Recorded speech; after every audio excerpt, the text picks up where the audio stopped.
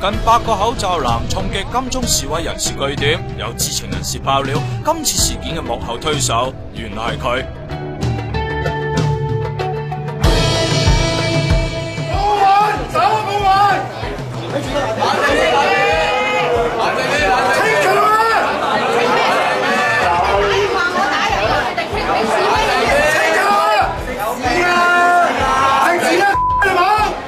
搞到咁怒嘈，金鐘搞到咁混亂，有人就爆料，幕後推手就係橙衫呢一位工聯會旗下貨櫃運輸業職工總會理事邱美剛。